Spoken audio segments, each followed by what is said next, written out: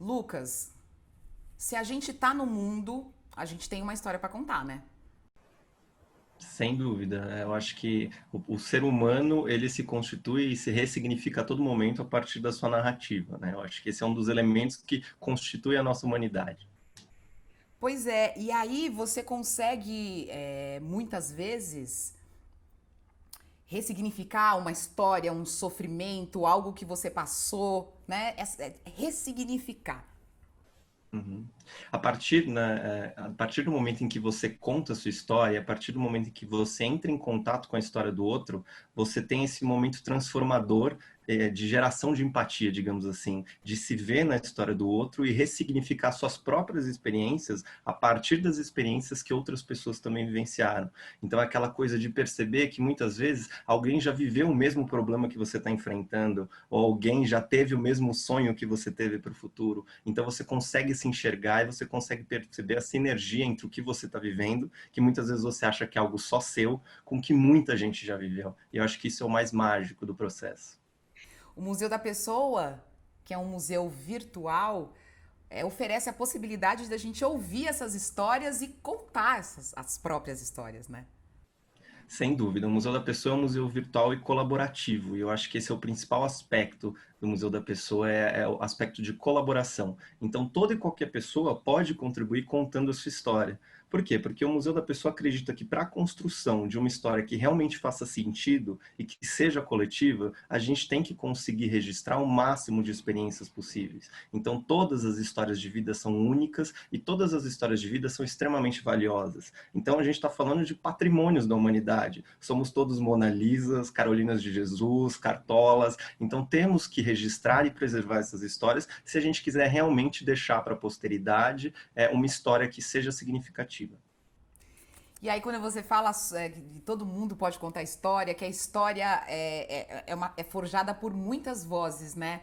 E a gente está num país que muitas vozes foram silenciadas e apagadas por muito tempo. O museu tem essa preocupação também em ampliar essa escuta. Sem sombra de dúvida, eu acho que é uma missão do Museu da Pessoa trabalhar pela democratização do acesso à memória. E isso implica não simplesmente em ter um espaço para receber essas memórias, mas também a ensinar e a capacitar as pessoas para fazer os seus próprios registros e, principalmente, a partir do momento em que eu já tenho um registro realizado, o que eu posso fazer com essa história? Como eu posso engajar novos públicos? Como eu posso motivar, criar centros comunitários, enfim. E aí é isso que a gente faz na nossa tecnologia social da memória, que é a metodologia que o Museu da Pessoa criou, né? Que basicamente é a sistematização das práticas que o Museu da Pessoa faz durante esses 30 anos de existência, no ano que vem faremos 30 anos. Então é uma série de práticas, técnicas e conceitos que possibilitam a capacitação de organizações, de indivíduos, para o registro da sua própria memória, mas para a utilização dessas histórias. Né? Como uma tecnologia social, ela tem que ser de baixo custo, fácil de replicar e com alto impacto. E essa é a ideia do Museu da Pessoa, justamente conseguir fazer isso com o uso de histórias de vida. Bom, o Museu da Pessoa é um museu que já existe há 30 anos, mas eu imagino que as evoluções tecnológicas afetam muito essa captação, essa divulgação e tudo, né? Sem sombra de dúvida. Se você pensar aí nos 30 anos do Museu da Pessoa, a gente está falando de 30 anos de avanço, por exemplo, nas formas de se captar. Então, o acervo do Museu da Pessoa possui mídias dos mais diversos formatos, né? Não existe virtualidade, não existe nuvem sem um monte de HD plugado em algum lugar. Então, a gente está falando aí de mais de 20 tipos de mídias analógicas. O museu agora está passando por um processo de digitalização completa do seu acervo, mas existe essa preocupação, porque a gente sabe que daqui 10 anos, daqui 2 anos, vai mudar tudo novamente e a gente tem que estar preparado para essas migrações de suporte, né? Claro, claro. Agora, a gente conta hoje, até por causa da tecnologia e das redes sociais, muitas pessoas usam essa plataforma para contar suas próprias histórias, né? O que a gente faz hoje é contar as histórias nas redes sociais? Ou tem ali um avatar que a gente utiliza, hein? Desculpa, não, o que acontece que sempre que a gente conta as nossas histórias em redes sociais, quando a gente coloca um post no Facebook, no Instagram, enfim, nas redes sociais, nos nossos perfis, é como se a gente estivesse ali assistindo a trailers de um filme, mas sem nunca ver o filme na íntegra. Então, o Museu da Pessoa, ele te permite mergulhar nesse cinema que uma história de vida contém, né? Então, a gente está falando aí de histórias de origem, de histórias de infância, de sonhos para o futuro, de trabalho. Muitas vezes o que a gente trabalha nas redes sociais é aquilo que a gente gostaria de ser, o que a gente gostaria de parecer. E no Museu da Pessoa você tem um espaço mais imersivo, que te permite refletir sobre a sua experiência e sobre a sua trajetória. Eu fico imaginando que, por mim mesma, tem algumas histórias sobre mim que há 15 anos eu contaria de um jeito e hoje eu conto de outro, né? Tem esse distanciamento também que ajuda a gente a entender a vida. Contar a sua vida é um pouco entender como ela tá, né? Sem dúvida, e ressignificar e se reconstruir, né? Acho que somos seres em constante transformação. Então, se eu fizer uma entrevista de história de vida com a Adriana hoje e fizer a mesma entrevista daqui 2 semanas, vai ser uma história completamente diferente. E por quê? Porque é uma outra pessoa? Ou porque você não estava contando a verdade? Não, mas porque os elementos que te influenciaram naquele momento, as suas memórias, as suas lembranças, aquilo que está, digamos assim, à flor da pele, são outros. Né? Então, tudo isso influencia na história que você está construindo. E essa história se reconstitui a todo instante. Muito bem. A gente está vivendo um período para a humanidade de desafio, de superação. É um momento que a gente nunca tinha vivido. Né? Desse jeito, não. A gente nunca tinha vivido. E como é que o museu está inserido nesse lugar? Nessas histórias que surgem a partir da quarentena, da pandemia? E como essas histórias de vida podem nos ajudar nesse momento? Quando começou a pandemia e o sentido de todo mundo ter que ficar preso em casa, o Museu da Pessoa ele fez digamos assim, uma reviravolta na sua própria forma de atuar e na sua programação. Então, como a gente busca estar conectado e nos conectar através de histórias de vida, a gente pensou como a gente consegue atuar junto à sociedade de forma a oferecer alguma coisa que nos auxilie nesse momento. E aí a gente criou tanto exposições quanto uma campanha para conseguir se aproximar do que as pessoas estão vivendo, que é algo realmente novo. Né? Então, primeiro, a gente criou exposições como histórias para inspirar em tempos difíceis. Então, selecionamos no nosso acervo cerca de 14 ou 15 histórias que nos ajudam a refletir sobre esse momento que a gente está vivendo, a enxergar na história do outro algum alívio, mesmo que momentâneo, para esse caos todo que a gente está vivendo. E, em outro sentido, a gente criou uma grande campanha que está no ar, chamada Diário para o Futuro, que é uma iniciativa do museu de registro de memórias cotidianas para a gente construir uma história para o futuro. Então, imagina se a gente pudesse saber como as pessoas se sentiram durante a gripe espanhola. Hoje, a gente consegue recorrer a textos de historiadores, a estudos, a documentos históricos, e mesmo a relatos de cronistas. Mas a gente consegue saber se as pessoas tinham medo de sair de casa, se as pessoas pensavam 2 vezes antes de fazer qualquer atividade. E se a gente quiser deixar esse tipo de experiência para o futuro, a gente precisa começar a registrar isso agora. Então, é uma campanha do museu para que as pessoas relatem o que elas estão sentindo. E assim, a gente já recebeu centenas de histórias do Brasil inteiro, de crianças de 10 anos a senhoras de 89, e que falam para a gente do que elas estão sentindo falta, como elas estão alterando a sua própria rotina. Eu mesmo estou fazendo diário, tem sido uma experiência maluca. Então, desde coisas assim que me pegam dias um pouco mais difíceis, ou saudades de coisas que eu sinto, como, por exemplo, dos meus pais aqui, ou mesmo a falta que me faz cortar o cabelo, há momentos mais difíceis, mas é só assim que lá na frente as pessoas vão conseguir compreender melhor esse momento que a gente está vivendo. Bom, eu no Diário para o Futuro, você tem ali, você pode fazer um registro em vídeo, em áudio, você pode escrever. Tem alguns limites, tem alguns parâmetros para a gente escrever e para contar, mas eu posso fazer vários diários? Eu posso várias vezes entrar lá, todo dia entrar lá? Como é que é? Isso, a gente convida as pessoas para contar, como mesmo num diário, as suas experiências, né? Algumas pessoas contam diariamente, então a gente tem pessoas, alguns casos até para citar, de pessoas que vão todos os dias e contam e ficam experimentando formatos diferentes, e a gente tem aquelas pessoas que vêm uma vez ou vêm algumas vezes, de acordo com algo que aconteceu no dia delas. Mas todo mundo pode participar contando diariamente. O que o museu vai fazer agora, a partir do mês de agosto, é uma jornada guiada. Então, a gente vai fazer uma jornada de 7 dias em que o Museu da Pessoa vai estimular esse público a contar histórias diárias baseadas em temas específicos. Então, refletir sobre a primeira memória que você tem da sua vida, por exemplo, ou sobre um canto preferido da sua casa, ou sobre um objeto que traz uma lembrança significativa. Então, é uma forma também de trabalhar melhor a questão do diário para o futuro e estimular o público a continuar participando. Que demais! Jornada guiada. Então eu vou recebendo desafios durante 7 dias.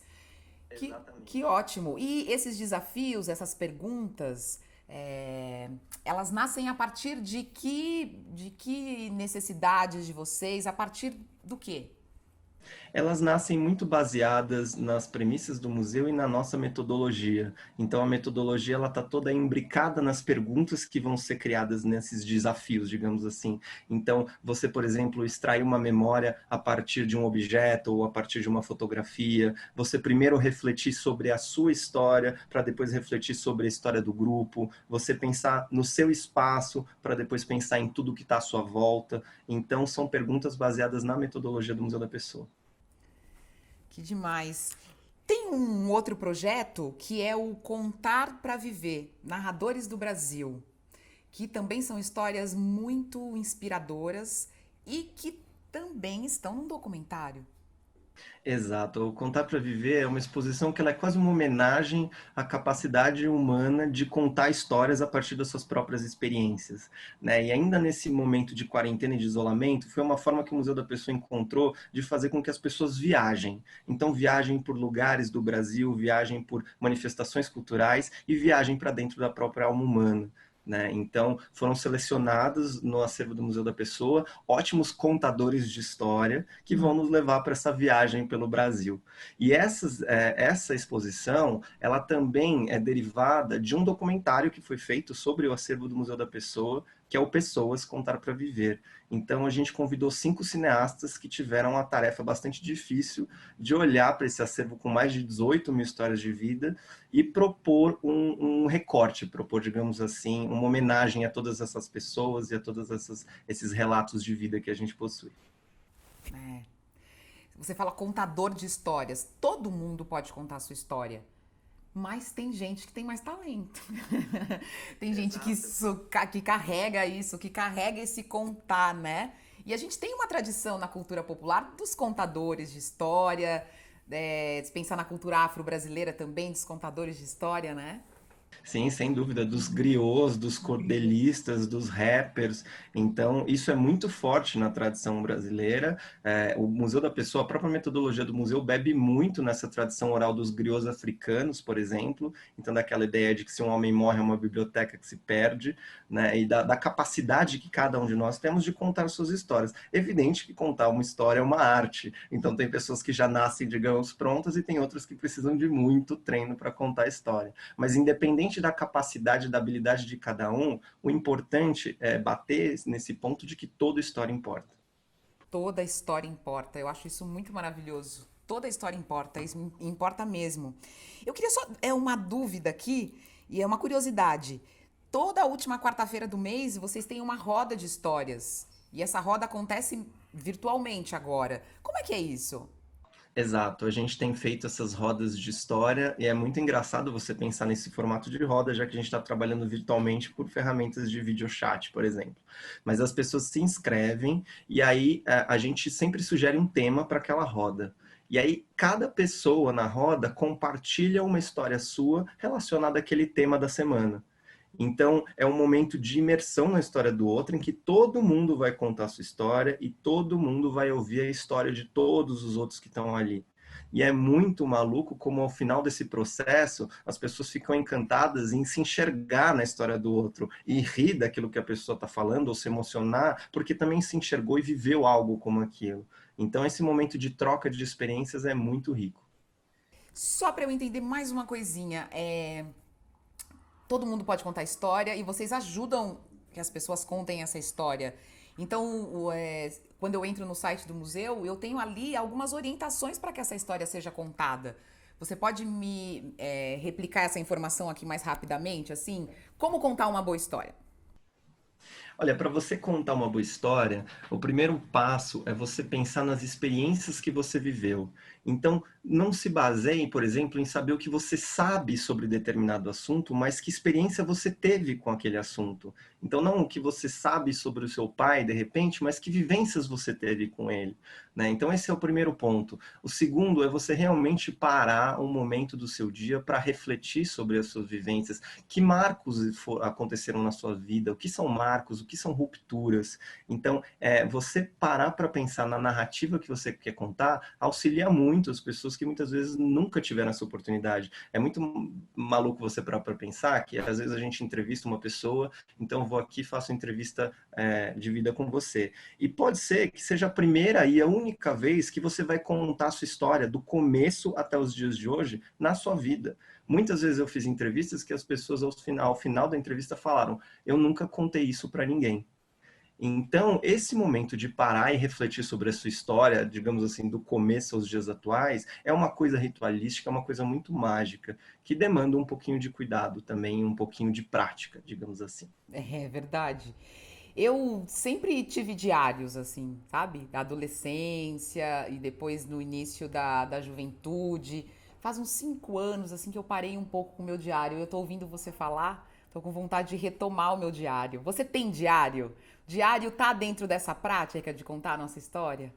Tá super dentro dessa prática. Eu tenho um diário, mas é engraçado. Eu tenho um diário de dias que eu quero esquecer. É engraçado, né? Uau! Então, eu tenho um diário de momentos difíceis da minha vida. Então, quando a gente tem uma entrevista belíssima do escritor Bartolomeu Campos de Queiroz, que ele diz que quando a dor é muita, ele escreve. E eu acho que essa entrevista deve ter me pegado tanto ele no âmago que acontece a mesma coisa comigo. Então eu tenho um diário onde eu coloco no papel aqueles dias em que eu estou muito triste ou alguma coisa aconteceu. Agora, com o Diário para o Futuro, eu tenho voltado, digamos assim, iniciado essa atividade. Então comecei, por exemplo, falando das minhas metas de quarentena. Depois falei das coisas que eu sentia falta. Agora, daqueles dias que eu estou de saco cheio, enfim. Então tem sido uma experiência bastante interessante também me descobrir nesse processo de contar. Ai, que delícia conversar com você, Lucas. Muito obrigada, viu? Imagina, que é isso, foi um prazer.